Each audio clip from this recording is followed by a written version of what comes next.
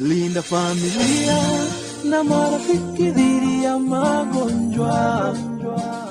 The UHC coverage journey is on. NHIF is working under the guidance of the Ministry of Health in the UHC Step Up, which presents an opportunity to secure Kenyans access to quality health services without suffering financial hardship. So take the bold step today and safeguard your families by enrolling to NHIF to ensure health for all.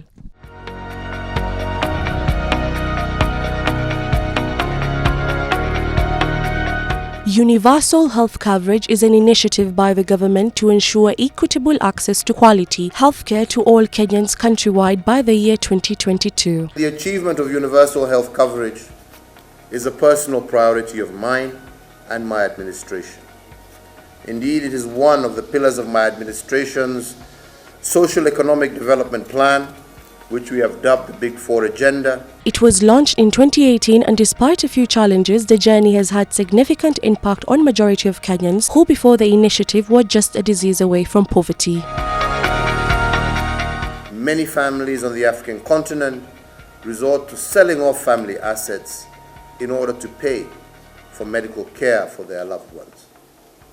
Currently, at least 15 million people in Africa are pushed into poverty annually because of out-of-pocket healthcare payments. The pilot phase of UHC was launched in December 2018 in the counties of Machakos, Isiolo, Nyeri and Kisumu.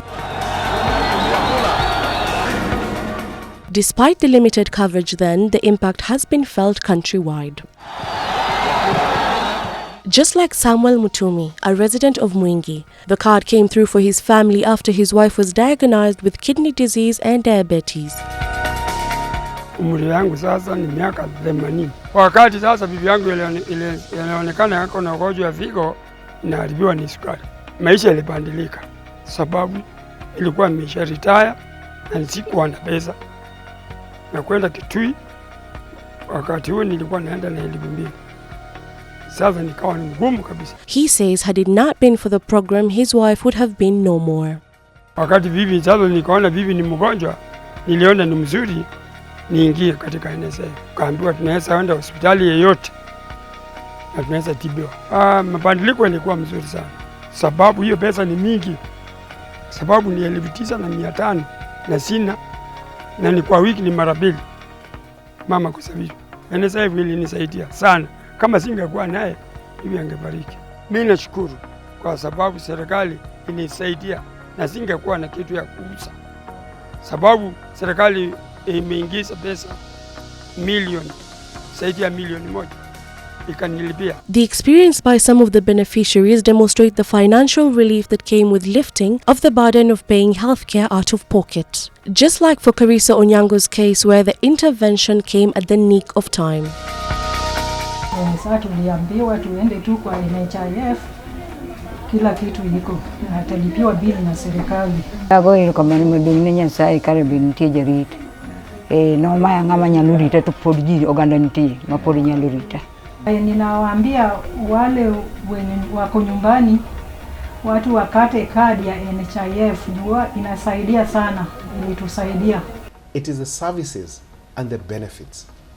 And this is one of the greatest achievements that we have had, that NHIF has been continuously improving on the benefit package to ensure that we address the needs of Kenyans. NHIF has been the key driver of the initiative with the overriding theme of leaving no one behind. That has been a key focus area. And also because of the understanding that the risk transfer is important.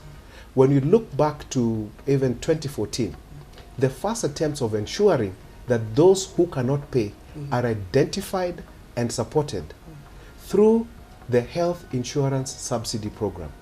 And this was targeting who? This was targeting the orphaned and vulnerable children.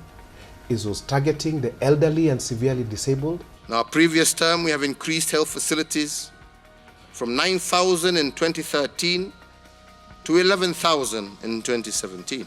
Since 2013, the enrollment rate has increased twofold, from 3.8 million to 7.2 million. This could have been as a result of the expansion in the services portfolio to include renal and oncology care. we started having outpatient coverage. We introduced packages that were specifically addressing the needs. And one of the key ones, and a major success, is like dialysis or the renal care package.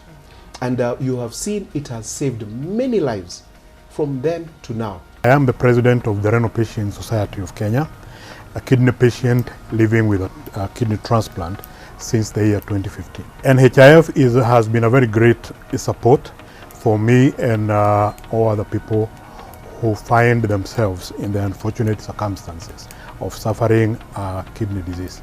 I must say that one of the big things that this government has put in place and has been experienced across the country is the delivery of cost-saving and free healthcare.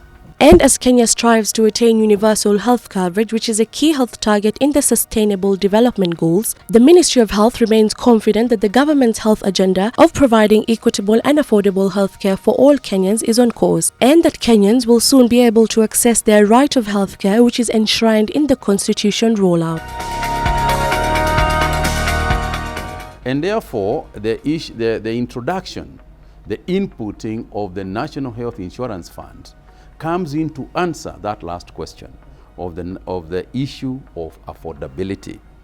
If I go to a hospital and I'm unwell, if I need dialysis, am I able to go to a dialysis center and be treated and not pay cash out of my pocket? And if I need chemotherapy because I've got cancer, am I able to go to a hospital and get chemo without going back to my pocket? Essentially, the idea is that we do not impoverish Kenyans just because they are sick. The government itself has demonstrated its commitment by being able to register 1 million poor households across the country and availing to them healthcare at no cost. That's a big milestone. And looking at a target that we have to offer cover to 5.1 million Kenyans, you can already see, we are 20% of what we are targeting to reach in terms of investments made by government.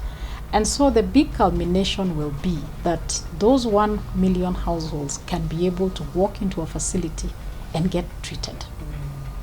That person who perhaps had lost hope that they would ever, get a condition managed can now walk confidently with their NHIF card to a hospital and finally get attention, medical attention. And despite disruptions posed by the COVID-19 pandemic, the journey towards improved standards of health is firmly on course, one that is crucial in order to ensure that children learn and adults earn. If we are to achieve UHC by 2030, the mission must not be one of just the national government alone. It will take the combined effort and close collaboration of national as well as county or devolved leadership. Serikali iendelee na hii program. Yangu ni kuhimiza mtu ambaye hata sasa mimi naenda kuendelea kila siku nakutana na watu ambao ingia kwa NHIF.